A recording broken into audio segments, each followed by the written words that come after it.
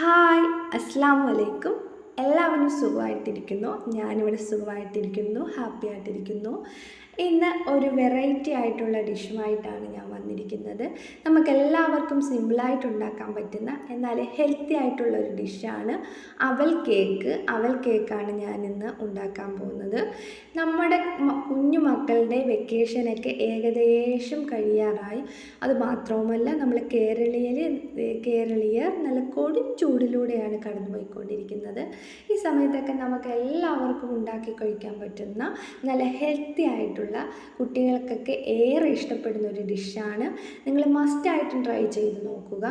ആദ്യം ഒരു പാൻ അടുപ്പത്തേക്ക് വെച്ചതിന് ശേഷം അതിലേക്ക് നമ്മൾ അവലിട്ട് കൊടുക്കണം. അവലിട്ട് നന്നായിട്ട് കൈവിടാതെ മിക്സ് ചെയ്ത് യോജിപ്പിച്ചുകൊണ്ടേ ഇരിക്കണം. ഇത് ഇക്ക സ്പെഷ്യൽ അവൽ കേക്കാണ്. ഇക്കാണ് ഈ ഒരു റെസിപ്പി ഉണ്ടാക്കിയത്. ഇങ്ങനെ സ്പെഷ്യലായിട്ട് എന്തെങ്കിലും ഉണ്ടാക്കുന്നത് കൂടുതലും ഇവിടെ ഇക്കാണ്.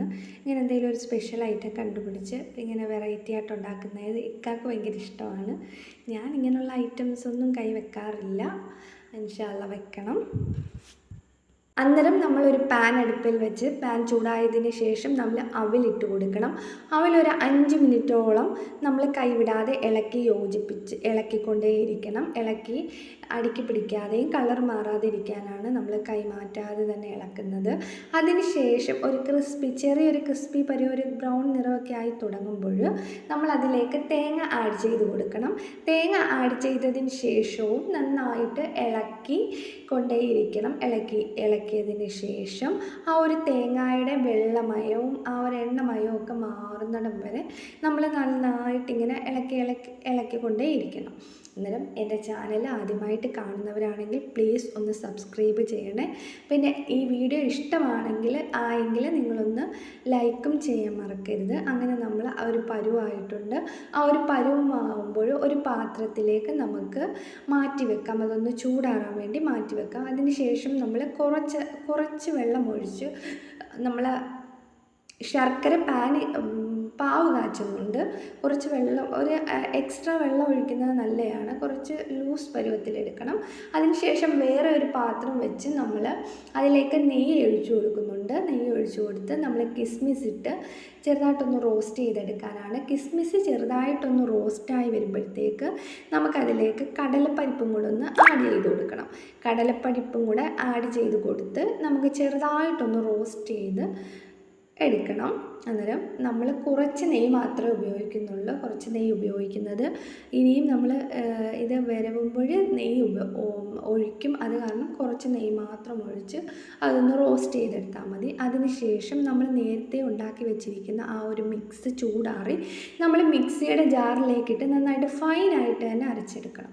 അരച്ചെടുത്തതിന് ശേഷം നമ്മൾ അതേ പാൻ എടുത്ത് അടുപ്പിൽ വെച്ചതിന് ശേഷം ശർക്കര പാവ് കാച്ചിയത് നമ്മൾ ഒഴിച്ചു കൊടുത്ത് നന്നായിട്ട് തിളച്ചതിന് ശേഷം ആ ഒരു മിക്സ് നമുക്കതിലേക്ക് ഇട്ട് കൊടുത്ത് നമ്മൾ നന്നായിട്ട് ഇളക്കി അതിൻ്റെ വെള്ളം വറ്റുന്നിടം വരെ നമ്മൾ ഇളക്കിക്കൊണ്ടേയിരിക്കണം.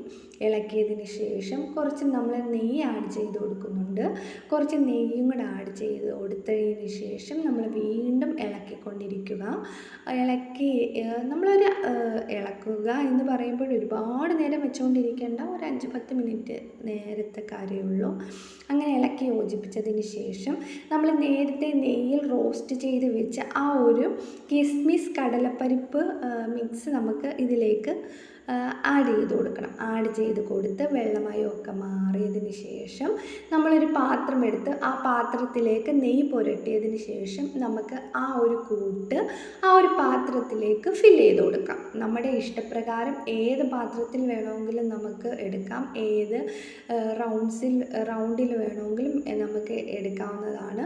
അതിനുശേഷം നമ്മുടെ ഇഷ്ടത്തിന് നമുക്ക് കട്ട് ചെയ്ത് എടുക്കാം. പിന്നെ നമ്മൾ ലഡുവാണ് ഉദ്ദേശിക്കുന്നതെങ്കിൽ ലഡുവായിട്ടും നമുക്ക് ഉണ്ടാക്കിയെടുക്കാം.